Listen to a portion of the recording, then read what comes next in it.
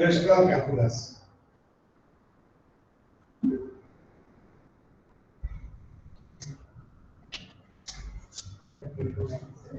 We'll talk about again that for all quantifier. And let us make it little bit complex. Suppose we have the list of students and relation, roll number, unit, and other things. We have list of all subjects, subject code, subject name, subject type, say T for theory, S for system, and it may have say other attributes also. And then say result. It is holding the score of all the students in all the subjects. Here, yes, and here. Right.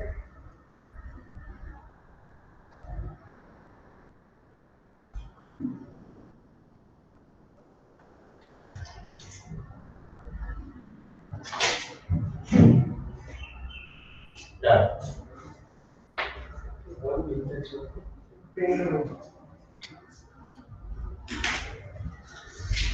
Right. Now suppose find the students who have scored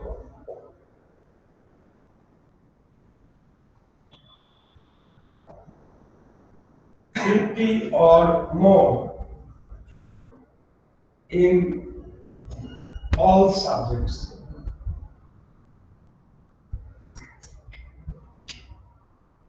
So what do we need?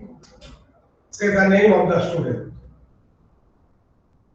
Say we are considering a people variable, say ST, that ranges over student.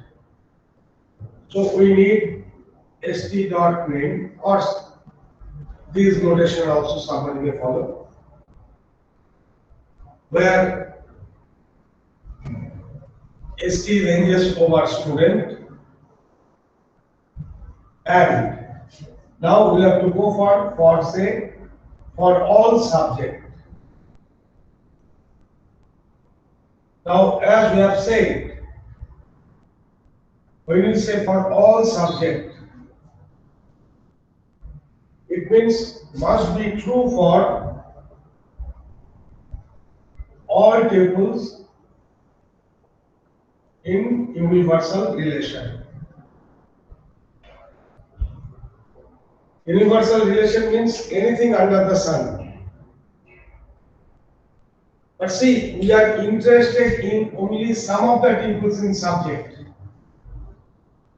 So by force, for all tuples other than subject, it has to be made true. So how we can do that? Not subject,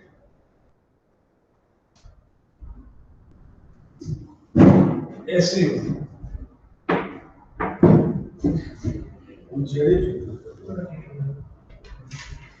So not subject SU.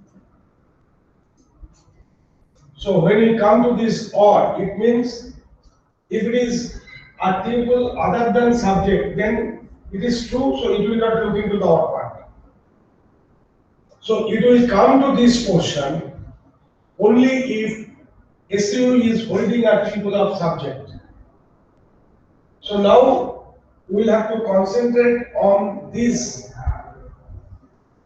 tuples of this relation. Again, we are not interested in all the tuples of these. We are interested suppose we are interested in all theory subjects.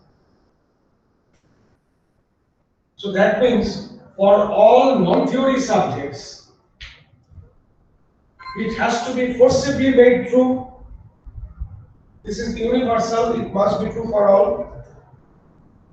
So if it is not a theory subject, we are not interested. So at this point, we are at the subject relation. Now, we are writing not SU dot S type equals to T.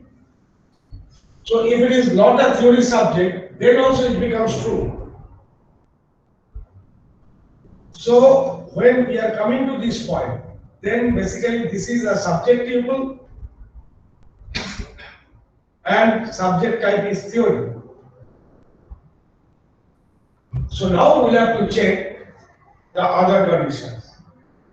That is, there must be an entry into the result with the same roll number as the student and same subject code at SU, and the score is greater than equal to 50. So if I consider say RE for result, then so here we'll check. So in this or part,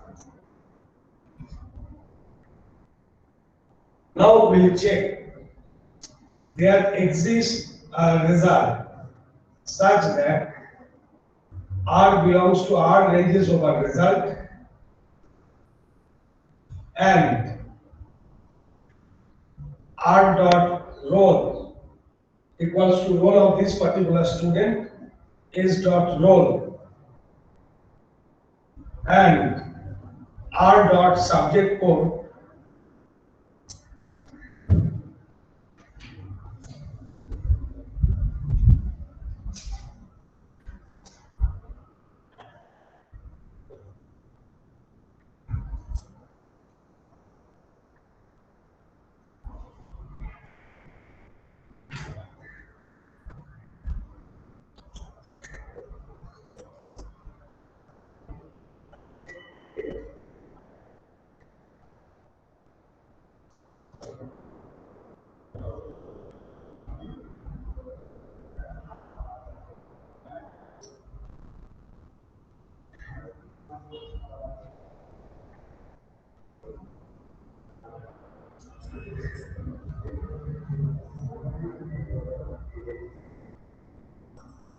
right. So if it is any non-subject tuple, it is true. If it is not of type theory, then also true. So now if it is a subject tuple and theory subject, then we are checking whether the roll number there must exist according to the result with same role and same subject code, and the score is greater than equal to 50. So the students on which for all the subject this condition is true, they will appear. Forget about the other tuples of the universal data set, universal relation. So that is the use of for all. That means for all tuples, for all other conditions, it has to be made true for simply just reversing. If it is non-subject, make it true. If it is not a theory, make it true.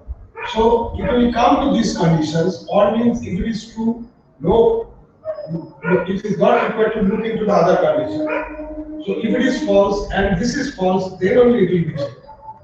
So be careful whenever we are using this. For all, it is quantifier.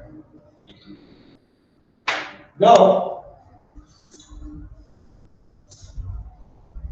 if it is there exists and for all, we can convert from one to another. Suppose, say, if we have for all x some predicate x involving s, that means for all x it is true. It is equivalent to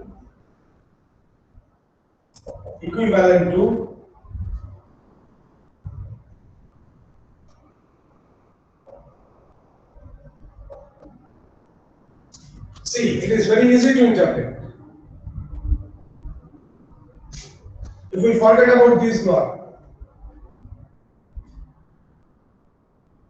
it means there exists some x for which this predicate is not true. Again negative, that means there exists some x for which the predicate is false. That doesn't exist. This portion means there exists x that does not satisfy Px. Again, there is a not. So, not of this thing. So, what does it mean? There doesn't exist any x. Exists x. That doesn't satisfy Px. So, nobody dissatisfies Px. So, that means for all x this is true. Similarly, if we have there exists some x satisfying predicate x, this is equivalent to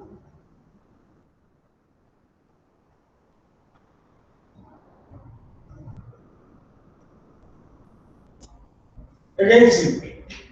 This question means all x not satisfying Px. Then we have this not. It means at least there is some x. So for all x, Px is true. This is false. When it will become false? If there is some x for whom Px is true. So there exists some x for which Px is true.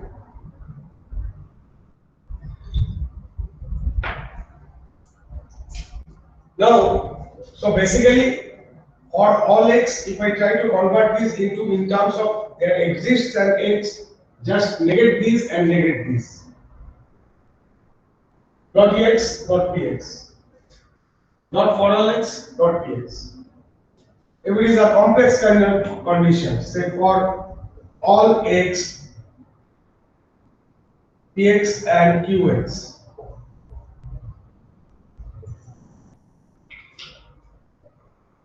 So we know that we make this not there exists an x. Then if I do negate this one, apply your De Morgan's law, not px or not qx. So these are equivalent.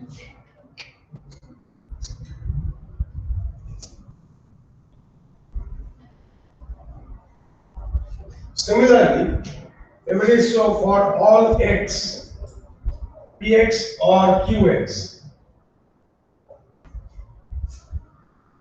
then again these will become equivalent. So these will be converted to not there exists an x. We'll have to negate this one. So again, not px. So De Morgan's law or will become and not qx.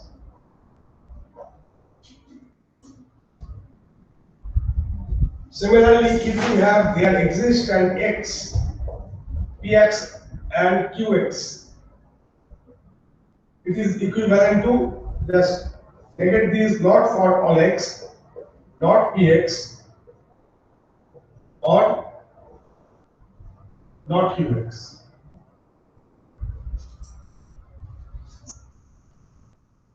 This is negated, this thing has to be negated. So as a px bar or qx bar.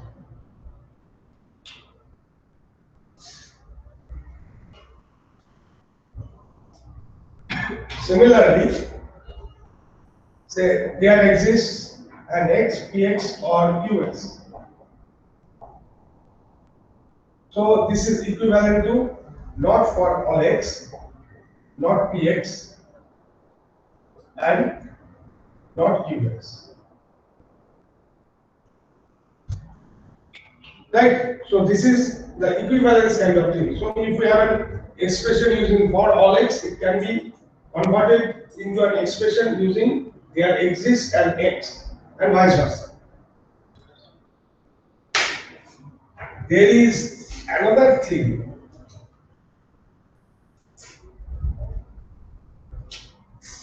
Say implies kind of thing.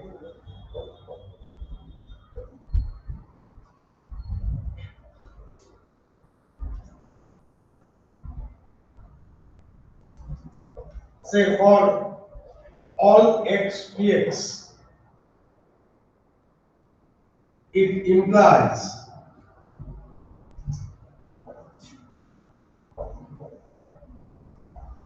there exists an x px, right? So see, this is simple. We have said that for all x this is true. For all x this is true. Then obviously this one is also true because it says there exists some x for which it is true. So this is implied as if this is the superset, this is the subset. If we say that somebody has got S, it implies that he has got more than 70. When we say P implies Q, it doesn't mean Q implies P. I have scored 90 out of 100. So if it is said that somebody has got grade, say S, it implies that I have scored greater than or equal to 70. But greater than or equal to 70, it doesn't imply that I have got S. Right? So if this thing is true, that means if P is true, then obviously Q is also true, but that reverse may not be true.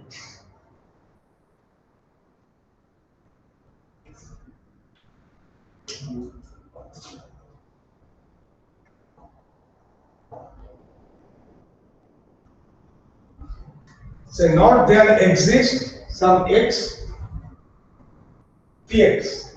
It implies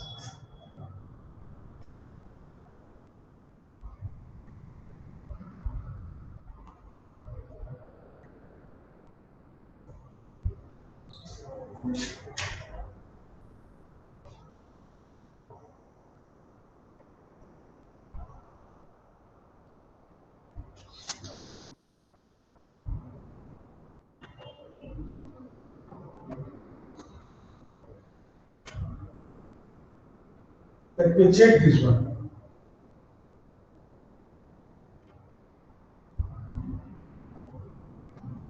It says there does not exist any x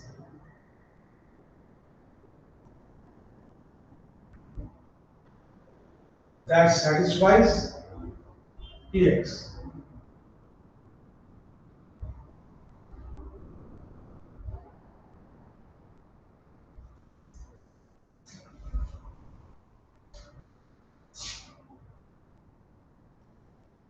It implies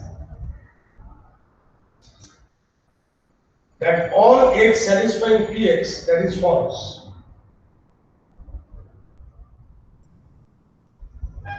All x satisfying px, it is a false. See, what does this mean actually?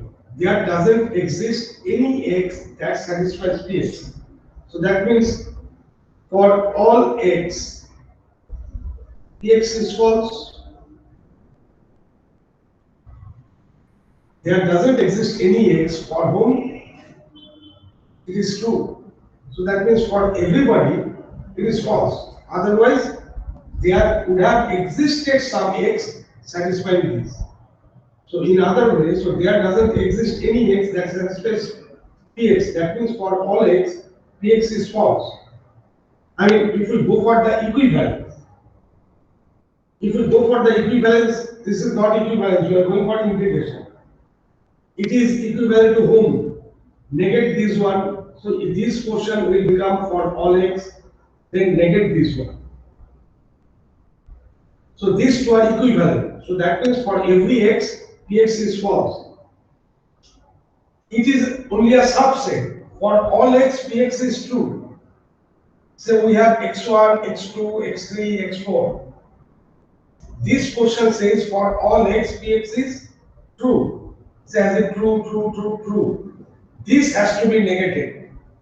It means for at least for any x, if it is false, then this is true. So this one says for everybody it is false. So if something is false for everybody, then if it is false for somebody, that is good enough. So this implies this. This is talking about a subset.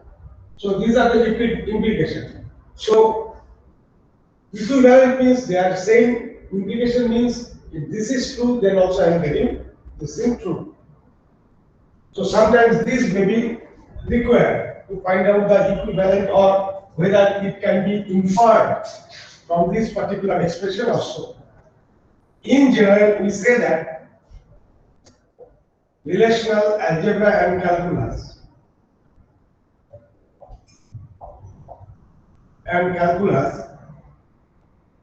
both are having same power of aggregation, so same power of expression. Forget about the special cases. Think about the basic operations. That is the select, project, addition, product, join. Addition, product, if we can do, we can go for join also. So if we go for the basic operations, whatever we express in relational algebra, everything can be expressed using relational calculus. So their power of expression is same. Another thing is that whenever we are going for writing the relational calculus expression, it must be a safe expression. Safe expression means that returns a finite number of tables. Say if we write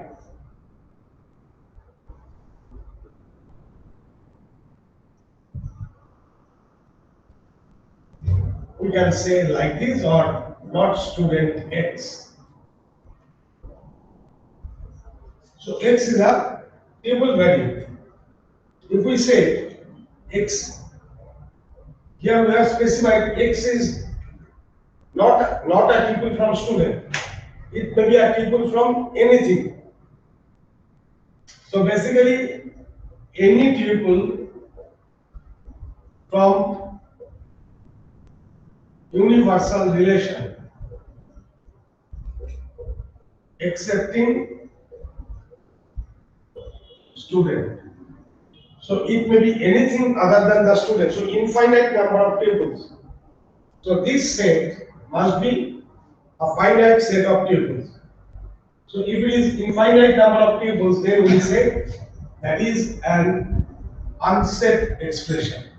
So that is the thing we have to take care. So that's all for relational calculus. So in relational model, we have talked about, we have defined what is a relation and the characteristics of the relation, defined constants. Then to work with the relation, we have some languages. So procedural and non-procedural, relational algebra, relational calculus. So now we'll move for a different topic.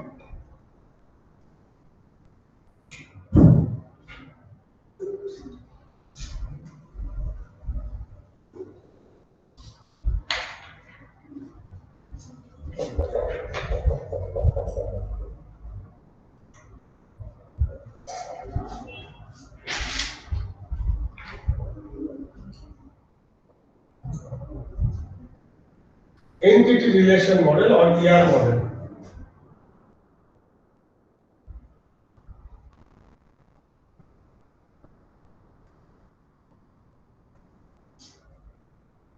Suppose we are designing the database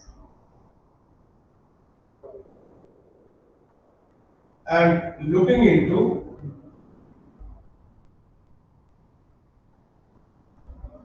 the data requirement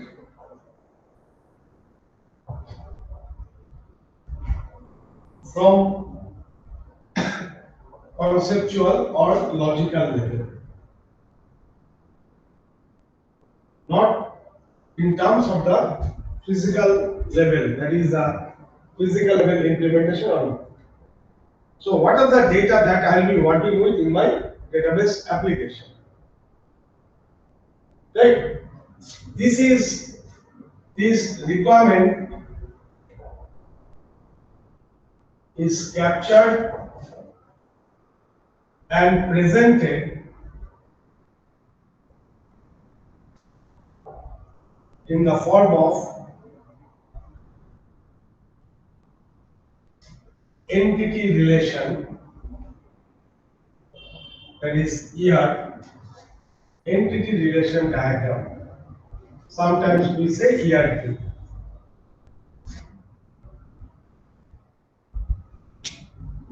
This ERD, it shows or presents or depicts the entity types and relation among the entity types.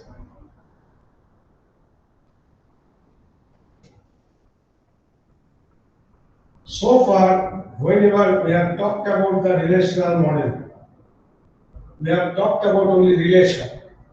Now see, we are getting entity type and relation among them. So there will be some confusion. So we come to this point there. It also presents the description of the entity and relationship types.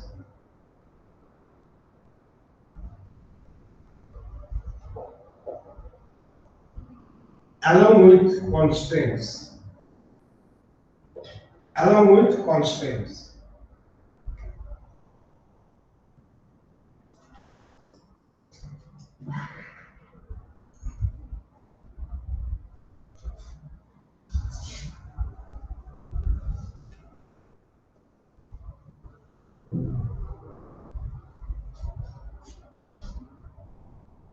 So, if we look into this definition, then we'll have to come across, discuss some other times. Entity. Entity may be thought of as entity is a real life object or some concept distinguishable from each other.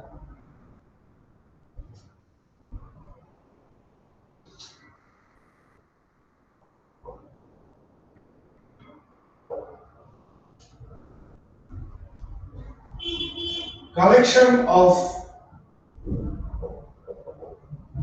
similar type of entities, that is the entity set. And entity type, so this terminology you have to be very careful. Entity type, it defines the structure of an entity type. Suppose in our application we have to work with the data of all the students. Right? Say roll number 1, name ABC, say date of birth,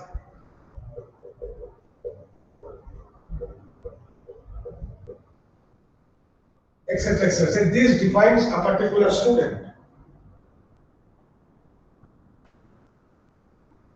So collection of all the students, that will form the student entity type.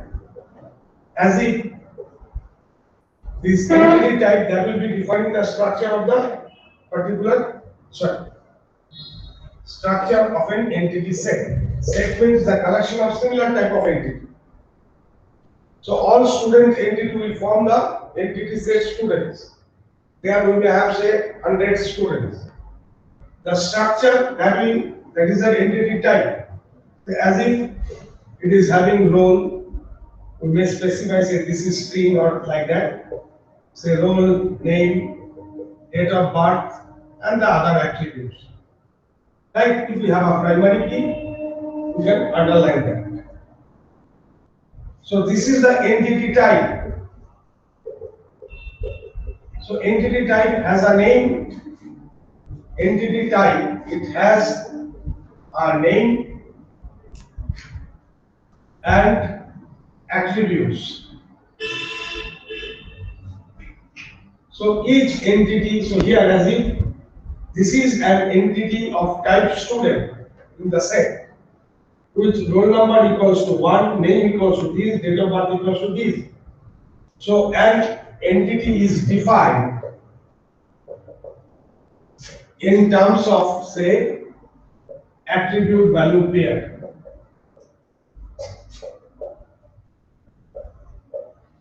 As if which roll 1, name, ABC, date of birth, this that defines a particular entity. Two students are different from each other, so distinguishable from each other. Right? So see, the entity type, it is nothing but it is somehow similar to the relation schema of relation model.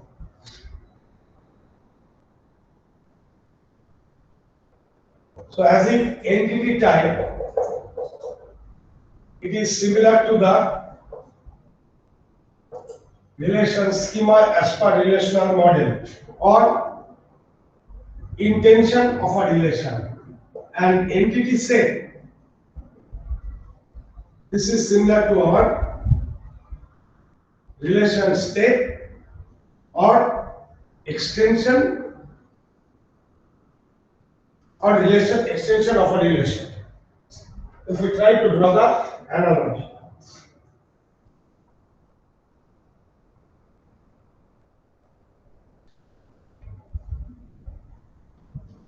Now, relation in ER diagram, as we have said, in ER diagram it shows the entities and relation among them.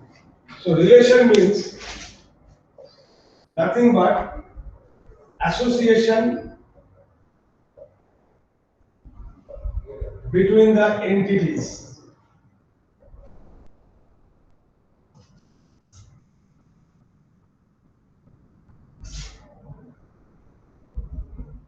Relationship set, it is nothing but the collection of same type of relationship.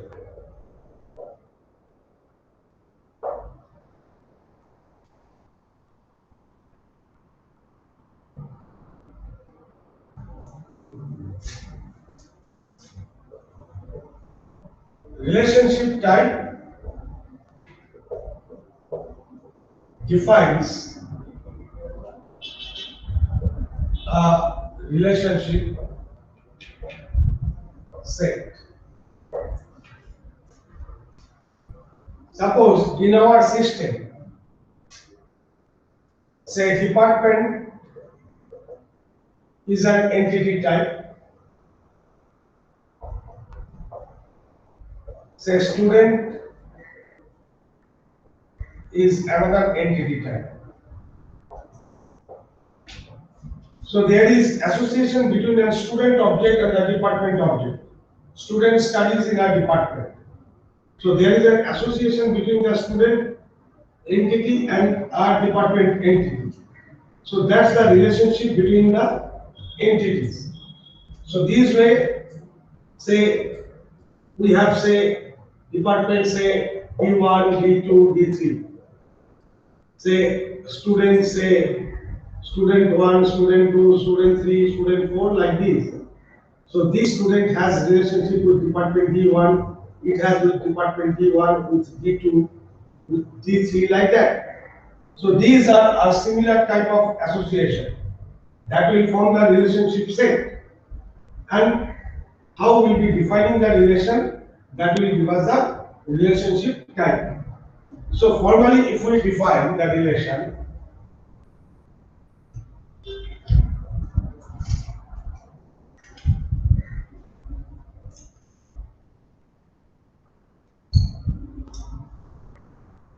suppose E1, E2, En for the different entity types.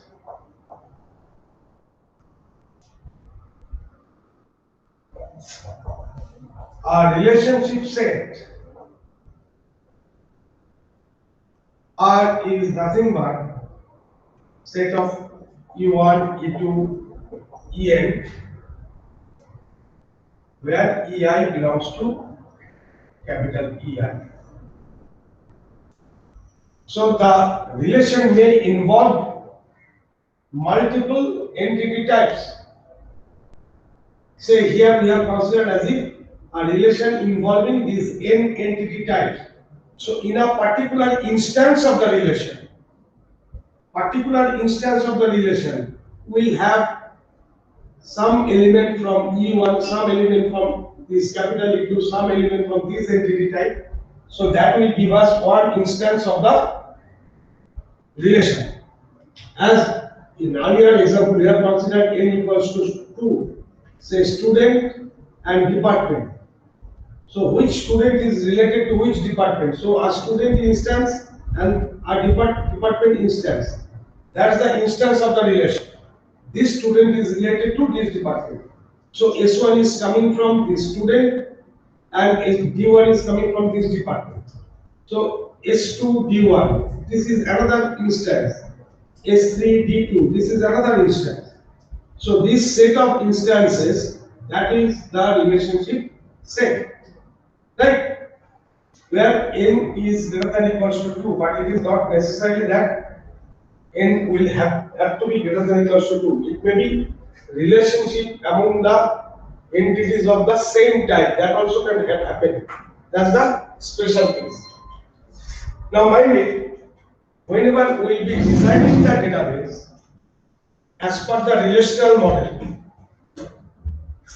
in entity relationship diagram, we are talking about the two terms, entity and relation. But everything has to be converted into the relation of relational model. In relational model, we have the single term relation. In ER diagram, this is more for the, say, for communication among the programmer and the, say, your client.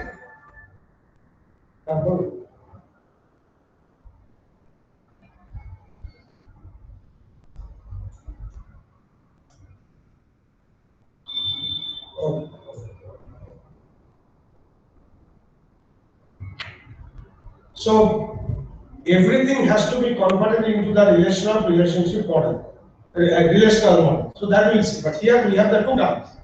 As if from the general perception, okay, these are the entities, they are associated or related. So that way the two terms comes, entity type and the relationship type. Whenever we'll be going for designing the database as per relational model, everything will be converted into the relations of relational model. So in ER diagram, we have these two terminologies, but don't get confused.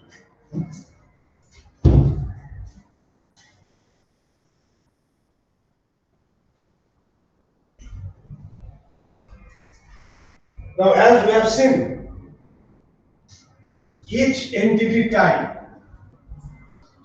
those are defined in terms of number of attributes. So we have the attribute. Now these attribute may be some of the terms we are already aware of. It may be simple versus simple or composite attribute. These already we know. That is, this is atomic, cannot be divided. An attribute is composite attribute if it is consisting of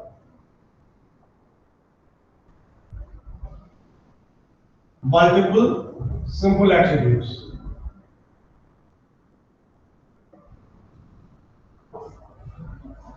And again, try to remember, say whether it's a composite attribute or not.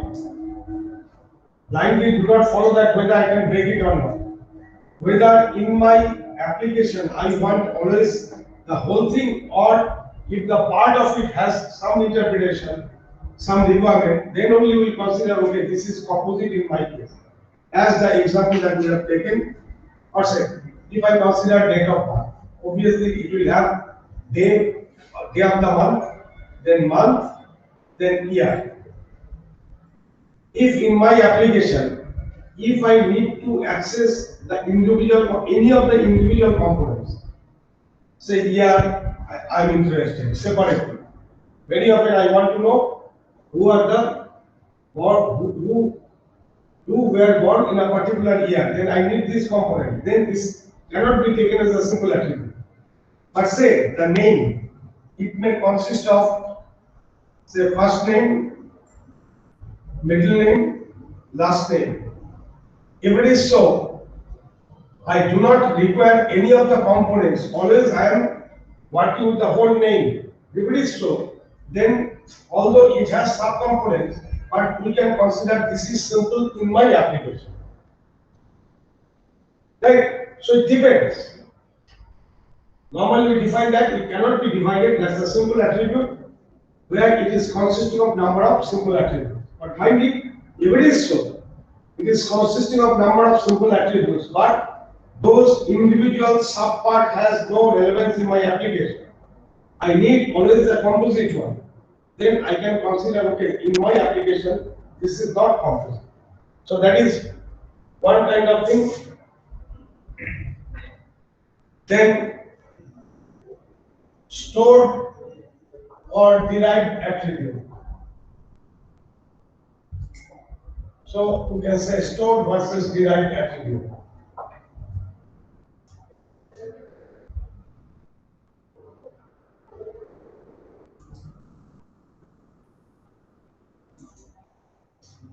Say, in my relational model or say entity or relationship like here, we can have some attribute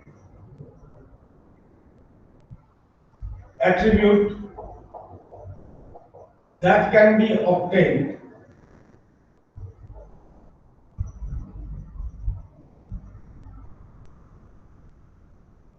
from other attributes. Then we say that this is derived attribute.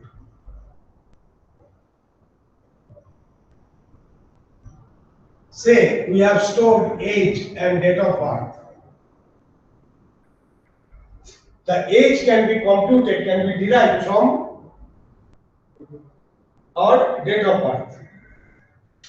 Or say we have scored in 5 subjects, scored 1, scored 2, these we say score 5, and we have the total.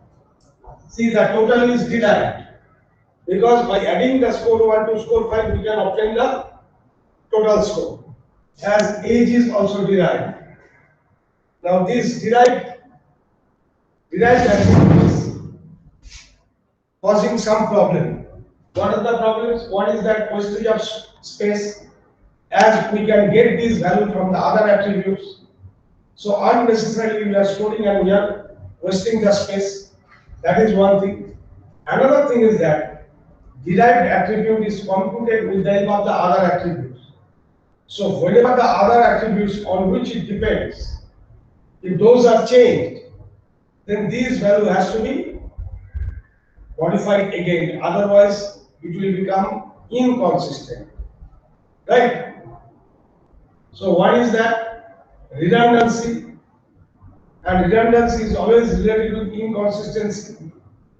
That if any of the score is getting changed, total score will be changed. If we don't change, then there will be some ambiguity or inconsistency.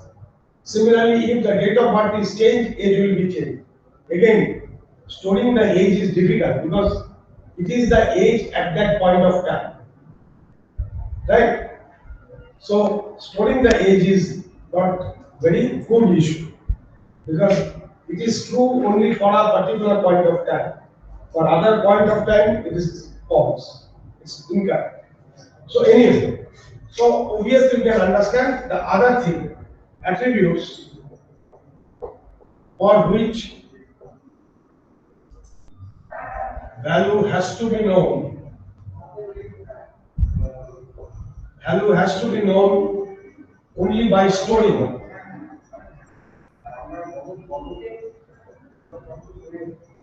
Those will say stored attribute. Sorry, yes. Those will say the stored attribute. Say date of birth. That we can say. Even if you have age, you cannot say date of birth. If I have the total score, I cannot say what is the score 1, score 2, score 5. So the attributes, the only way for them is to know the value is by storing them. Those will say the stored attribute. Again, another is that already we are aware of single value or multi-value. So that I'm using versus, so multi-value.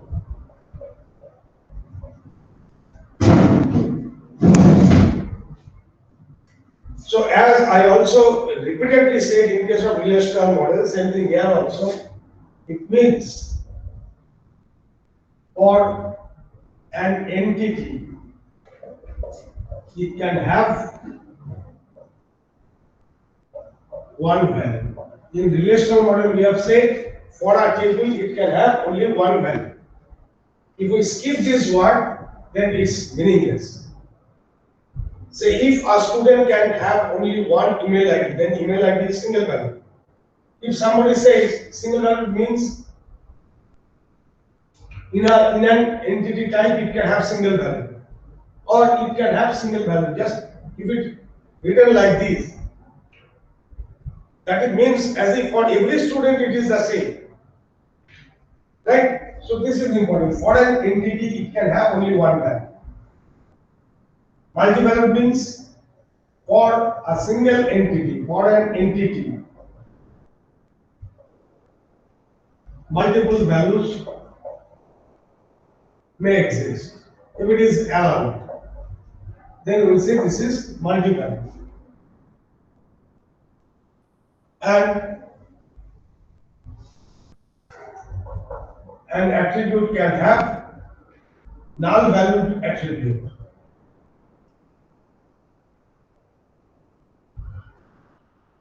So this is another aspect, null valued attribute. So that means for this attribute, null value is allowed. Null value, we know the problem. Not only this is absence of any value, usage of space. Interpretation is difficult, why it is null, and in certain relational algebra operation also, say for joint operation, these null values will create problem. So we know the difficulty of null value and the meaning of the null value. Some attribute may be complex attribute.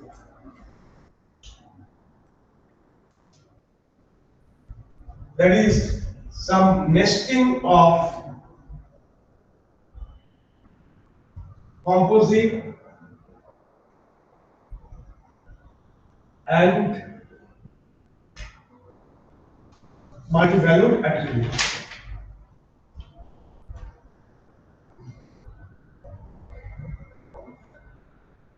Say a person can have, say, contact info. Say this is consisting of address and say in that address can have multiple phone numbers. Address specific, say multiple, say landline. So landline is your address specific. So how we can represent this? Say, so contact info, this is a composite attribute, we can put the constituents.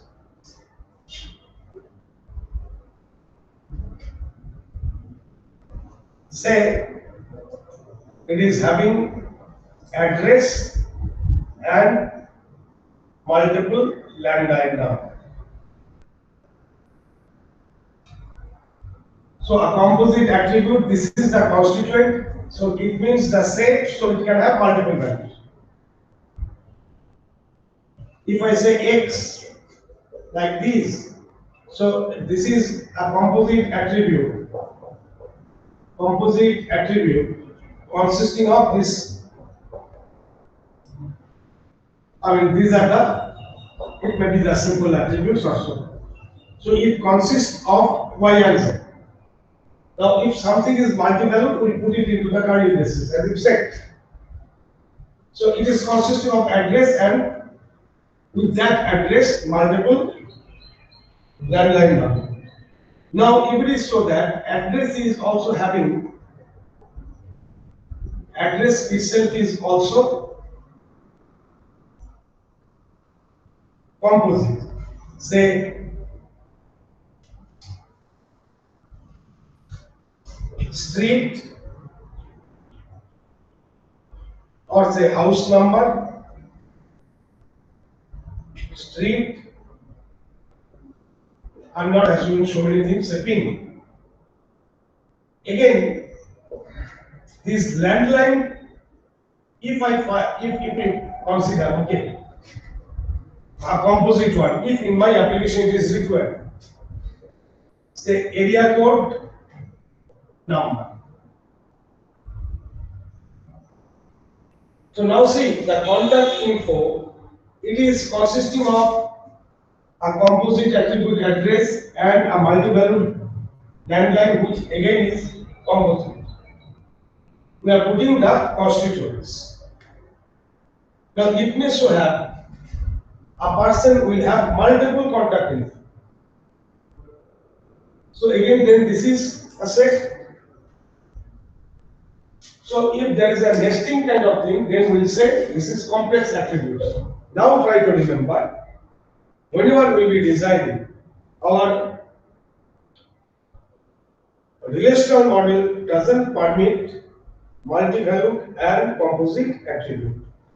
So we'll have to, whenever we will be designing the things, we'll have to take care of those issues. Now this attribute, it can be considered as a function. Say an attribute A. So we know that it has a domain. So it has a value set B. That means this is nothing but the set of values that A can take. So obviously it has some relationship with the domain. Based on the domain, a value set will be defined for A. Say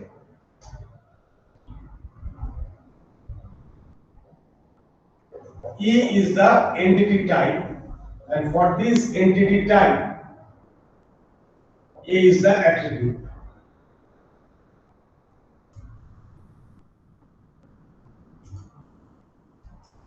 So, as if A is a function such that maps an entity of E to PV, the power set of V. Now, obviously, this with value set V. So as if A is a function like this,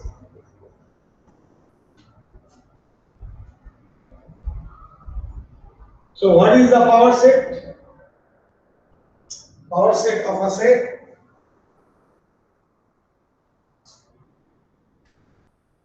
So B is a set. Value set of A. PV is the power set of B. Why it is power set of B? Power set PV means this is set of all possible subsets of V. Suppose in V we have n values, n distinct values. For an attribute, say there are n possible distinct values. So its value set contains all those n values. Then what will be the power set? Set of all possible subsets. So if we take one at a time, there will be NC1 subsets. Value 1, value 2 like this. If we take two at a time, NC2. This way, all at a time, NCN. And no value. Now, so this is the thing. So this will come to your 2 to the power n basis. Right? This is nothing but the expansion of binomial expansion of 1 plus 1 to the power n. So it may be so that, say, if the value is multi-value. So when we talk about this power set, if it is multi-value, a particular entity can have two values, three values like these. So that's why all possible cases we have considered. If it is so that null value is allowed, so this is the empty set. Say it means null value is allowed. Another way we say that there is a mandatory attribute and optional attribute. If some attribute is mandatory, that means for them null value is not allowed. So it must have some value. So those will say that is a mandatory attribute.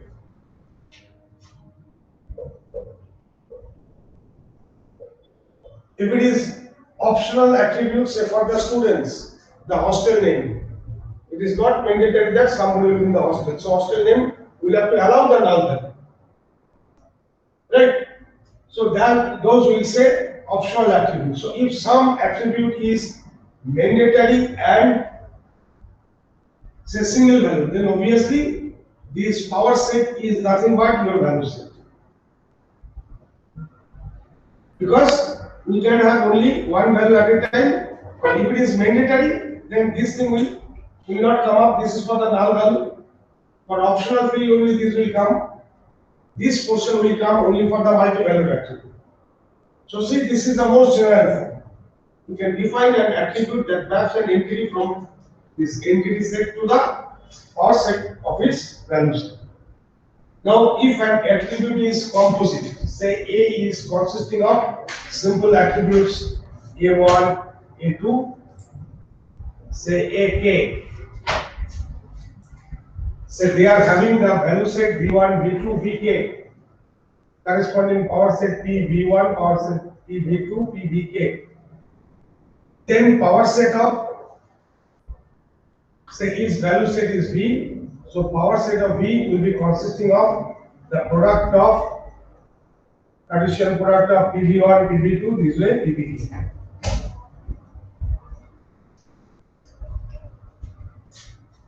So that is another way of defining the attribute.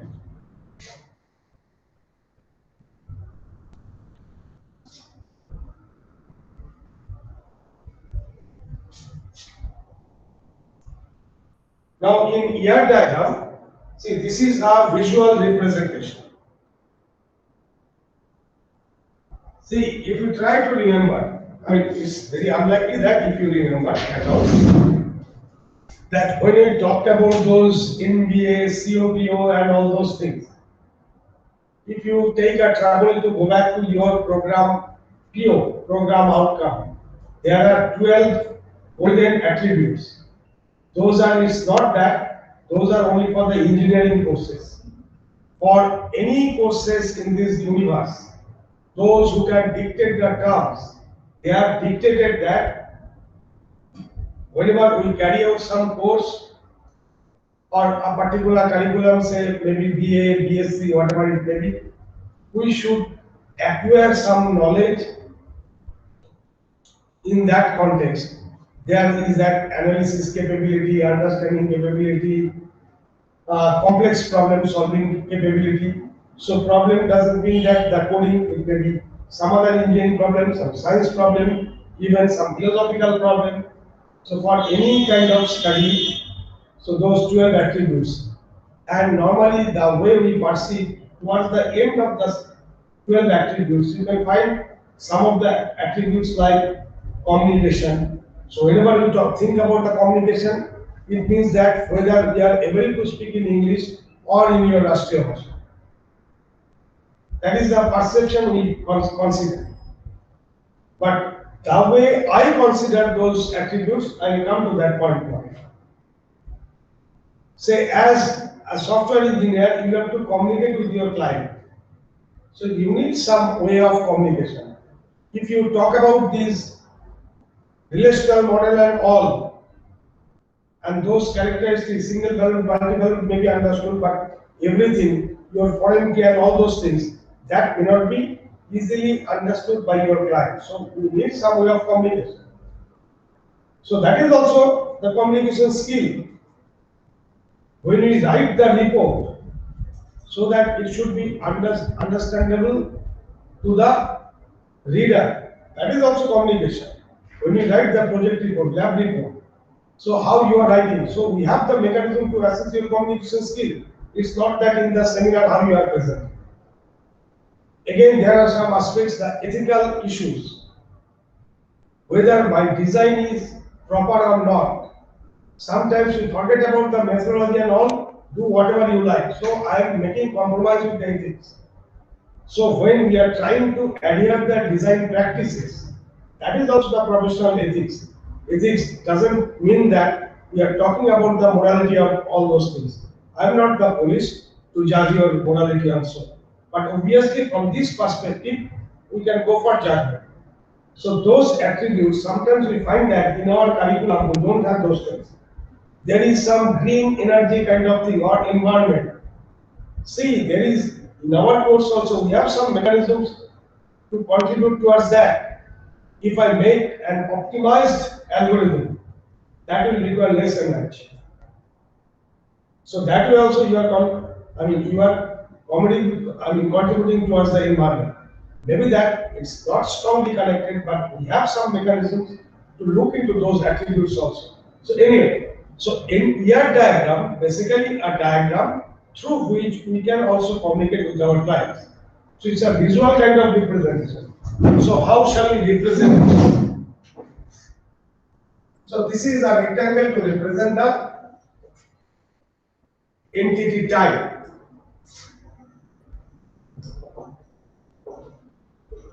Entity type.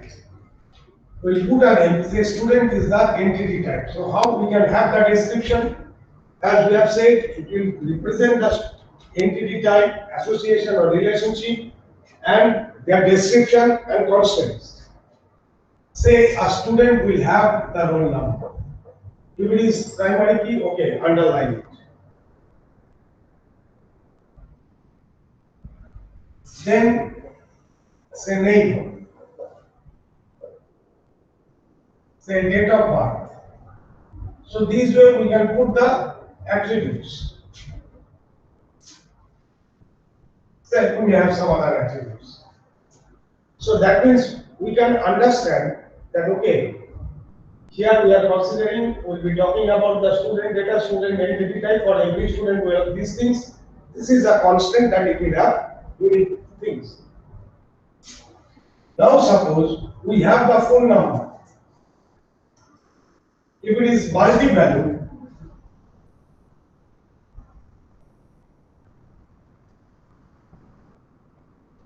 so if it is double line, it means this is a multi-value attribute. Rest are single value.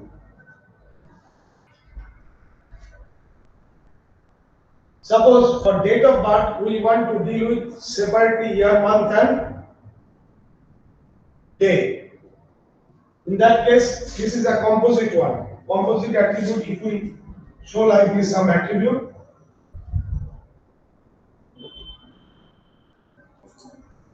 it means this is a composite attribute consisting of this thing.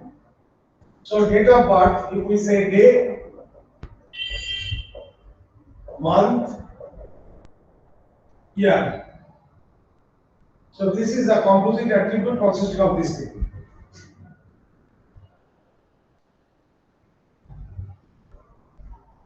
Suppose we have,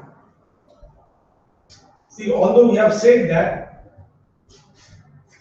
the stored attribute and derived attribute, we have said that the derived attributes are, difficult because wastage of space, redundancy, inconsistency may have.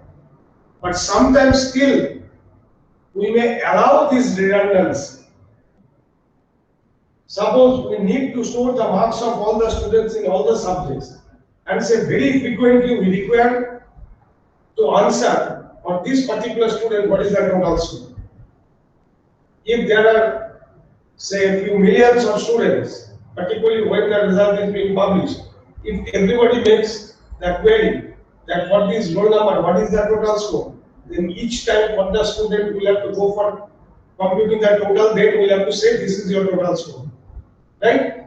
So, to make the things faster, sometimes we may allow certain redundancy, and despite of inconsistency and redundancy, we may store the total score.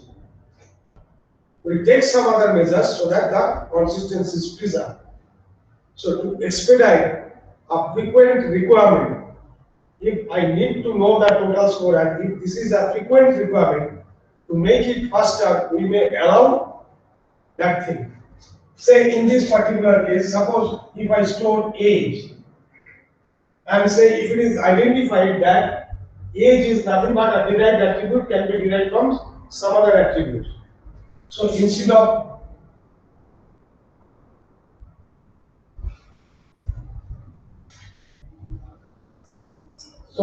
make it broken, it means this is derived attribute.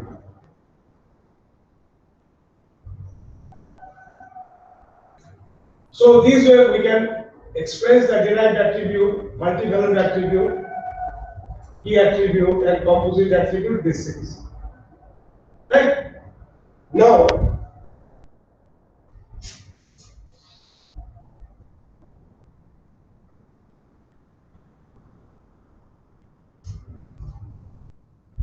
suppose we have the student attribute, student entity type, and say the department entity type.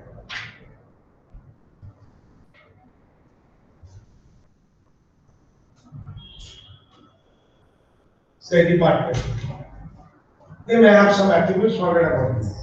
How do they have association between them?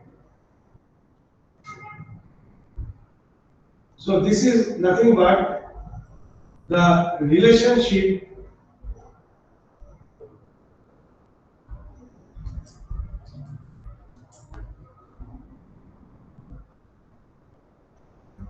between the entity types.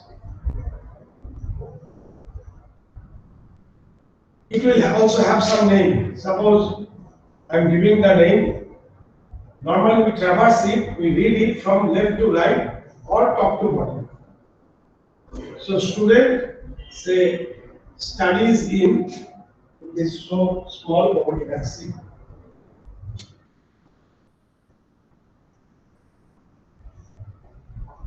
Say, studies in department.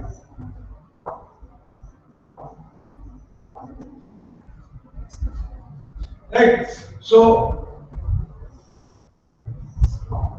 this is the way of denoting the relationship type. See, after this you will find that design of those object-oriented classes and association, that will become easier. Right. Similar thing in a formal way. If we have some attributes of the relation, that also can be placed. A relationship, suppose student studies in department, say I want to store date of admission. I want to have date of admission. So on which date this relationship was established? So a relationship can have attribute also. Don't get bothered about how we'll be designing the relation in relationship model. That will come later.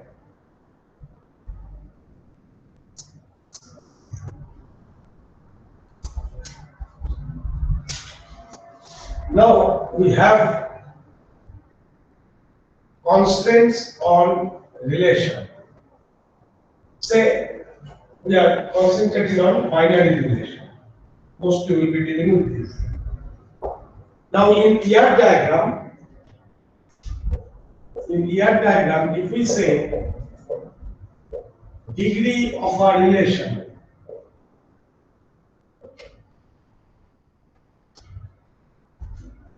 is nothing but number of entity types involved. So this one is of degree 2.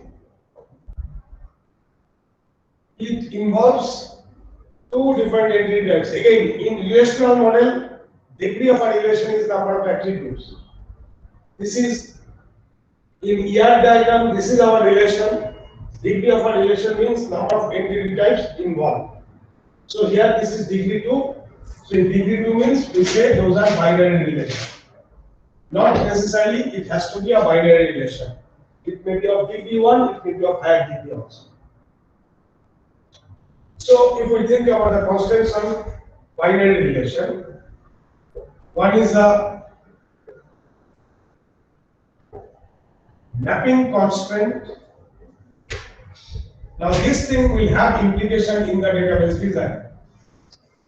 Mapping constraint, or we say cardinality ratio.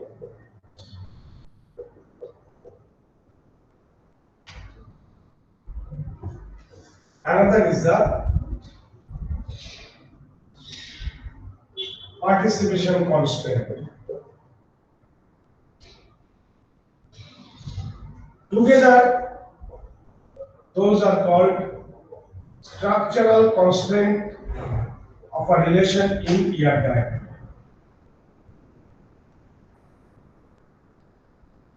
Now, if we take up the first one, that is the mapping constant or cardinality ratio.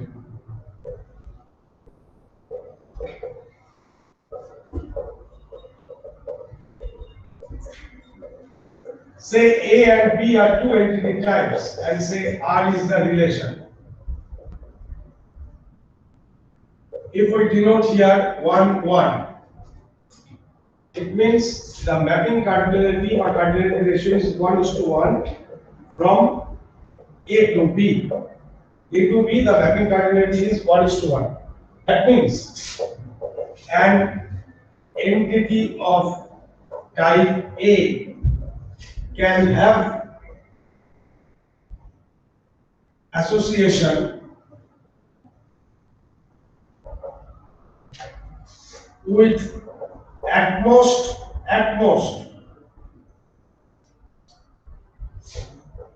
one entity of type B and vice versa.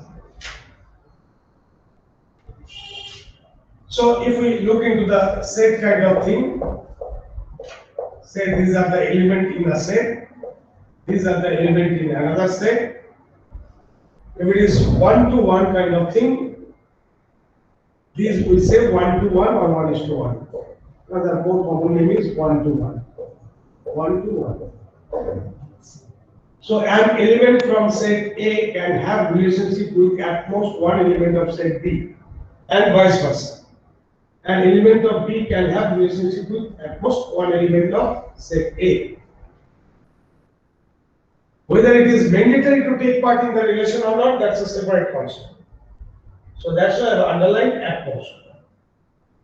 If it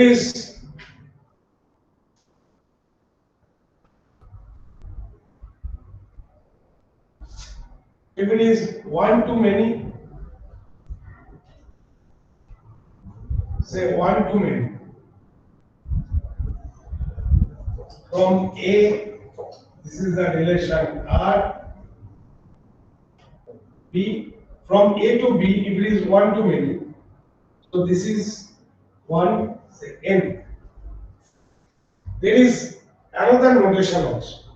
That notation is using the arrow, as if the side which is alone 1, that will be attacked. That will be attacked by the arrow of your so-called Rama. Right? So this is 1 to 1. So I have dropped the arrow. Not following, not preferring that notation.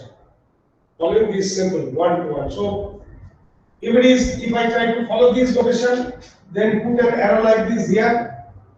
If I put an arrow, then this side is 1. So forget about that notation. In the book, you can find that notation also. So just to maintain the time, so that that thing doesn't seem new. So 1 to many. What does it mean?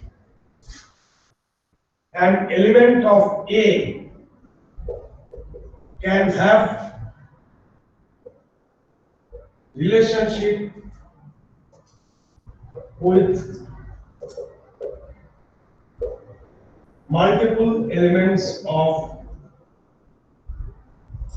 B, but from the other side, but an element of B can have relation with at most one element of A. So as if this is our A, this is our B, an element of A can have relationship with multiple elements of B, but an element of B can have relationship with with at most one element of A. Right? So 1 to many, another is similar, that is many to 1. I am not detailing this many to 1 because, see, from B to A, this is many to 1. Many to 1 means from the many side, multiple elements can have relationship with one element of A.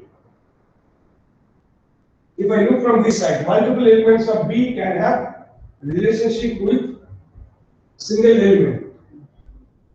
But from this side, one element to multiple elements. So, I mean, many to 1 is looking at the things from the reverse side. From here, one element can have relationship to one element. Multiple element can be mapped to one element. That is true. Right? But a single element cannot have relationship with multiple. So from this side, this is many to 1, this side it is 1 to many. There is the another one left, that is many to many. So from either side, an element can have relationship with multiple elements of the other side. So the other one is many to many. So from A to B,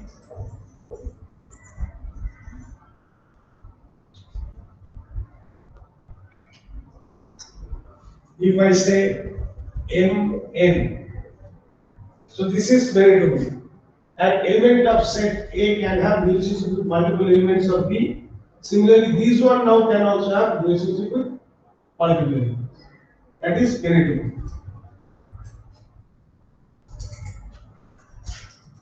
So that is the mapping constraint or cardinality ratio. So basically it says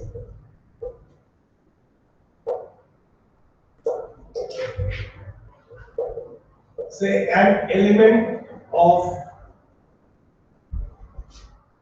one entity type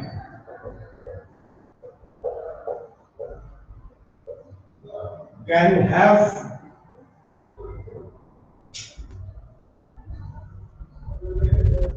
relation with how many elements of other type in relation. So whenever we are talking about the binary relation, obviously we have the two types. So an element of one entity type can have relationship with how many elements of the other type taking part in the relation? One or more. So that is defined by the mapping constant. Right? Whether we have said one, say n, that can have some specific value also. If it is, if it is rigid, it can have relationship with at most 4, at most 5. That also you can specify. You can give some value for n, those things also.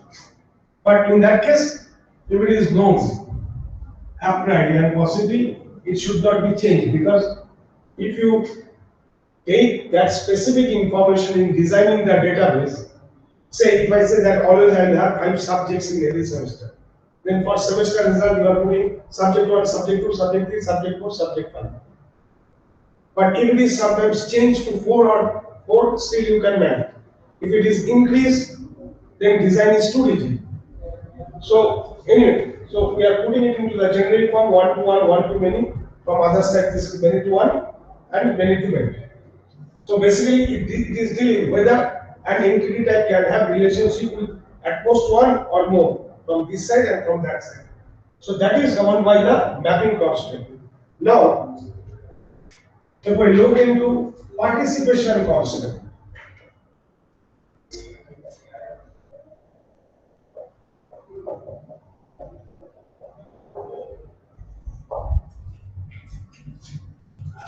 participation constant, it may be either total or partial.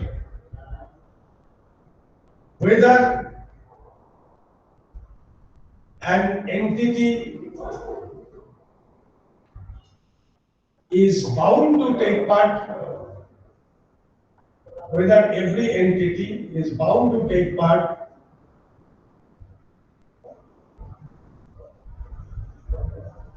in the relation or not. Again, before moving to this one, say if we consider, say in case of mapping constraints, suppose we have customer or say owner and the account in the bank.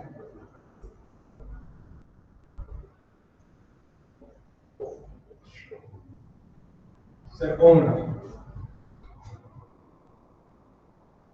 Say we have a relation.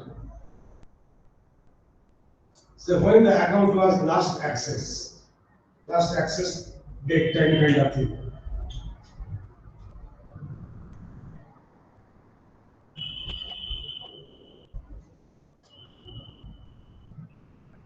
If it is so, a customer can have only one account in the bank, then an owner can have only one account, right?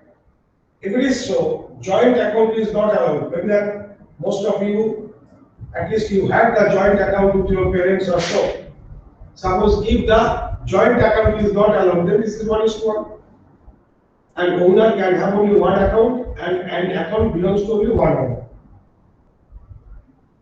These attribute shows the last access. Right? When I have access the thing last. Now somebody may say that instead of putting it here, I can put it here also. Last access. Or one can say I can put it here also. But this owner has last access. Obviously, he is holding only one account. So it is for that only.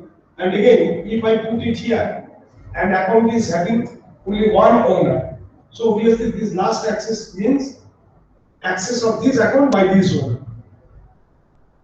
Right? So one can skip having this one. Okay, fine. This has some design implication. We have. Suppose an owner can have multiple accounts. So I can have multiple accounts in the bank. So then this is 1:1. But for an account, there is only one owner. Joint account were not allowed. Now think, if I consider last access, I had this one. Now if you say last access for the, if you put it here, then what does it mean? Last access by the owner, but for which account I cannot say. Which account I cannot say. Because the owner is now having multiple accounts. This is the last access to my account, but which account I cannot say. But if I need to know last access by the owner for a particular account. See, if I give the information here, last account, last access, obviously this is related to some account. For that account, there is only one owner, so I can find out what is the last access of this owner for a particular account. That can be said if I keep it here. So see, the requirement or the need or the query that I can support, that will vary depending on this mapping that we have. Now suppose I can have multiple accounts in the bank, and for a particular account, joint account is allowed. So now it becomes many to many. Now see, if I have last access here, what does it mean? Last access by the customer, by the owner, but for which account I cannot say. If I am having here, this is the last access for that particular account, but by which owner I cannot say. Because for that account also, multiple owner is there. Now if I need to support last access for a particular account by a particular customer, now see, I cannot say until and unless given the account, given the owner, then only I can say. And that has to be the part of the relation. Because this relation connects this owner and account. So that's why there is a need of attribute for the relation. So initially, I may put irrespective of this 1:1, 1:many, many to many, I can put it as the attribute of the relation. If I cannot understand earlier, then whenever I will be mapping this into the relation as per relational model, then these issues will come up. So once again, we will visit these things at that point of time. Now, if we go for this participation constant, it says that whether an entity is bound to take part in the relation or not. Say, we have student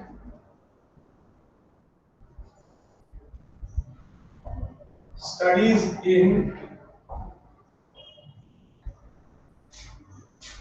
say, department.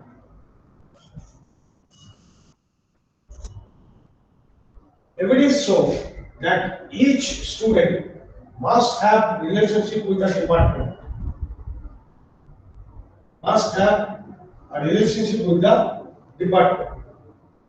then it must totally participate.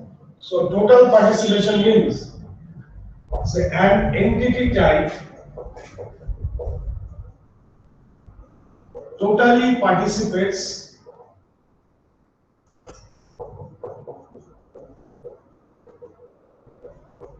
in a relation.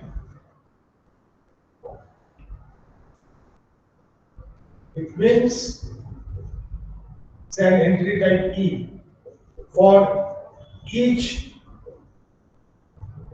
entity of E must take part in relation. It is denoted by a double line.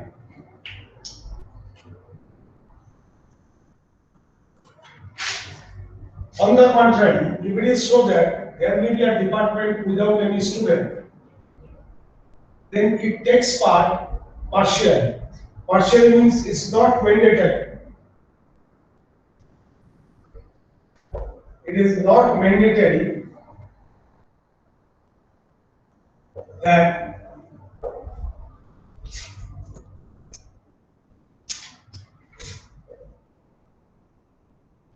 an entity will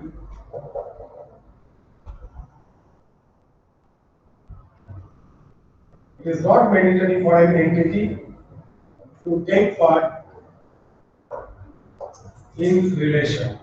If it is so, a department can exist without any student, then it's a single line. It means this is partial participation. So this is total. This is partial. In a relation, it may so happen that both of them must totally participate in the relation. That also may happen. So now if I say a student studies in one department, in a department I can have multiple students. So this is many to one from this side and one to many from that side. So these structural constant and participation constants together we say this is the structural constants.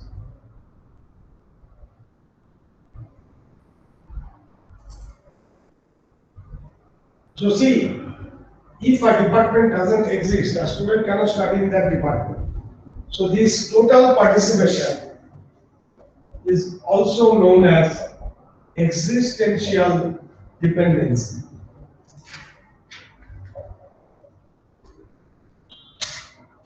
As it will be, it is bound to take part in the relation. So as if its existence depends on the related entity. If the related entity is not there, so if I need to study commerce in Jadavpur, I have to wait till that commerce department becomes visible, it exists. So my existence to become a student of commerce department will be delayed. So it depends on the existence of that particular related entity. So total participation is also known as existential dependence. So whenever we will be designing the database as per relational model from this year diagram, that time these constants, these mapping cardinalities and participation constants, these will be useful. And again, this participation constant is known as minimum cardinality.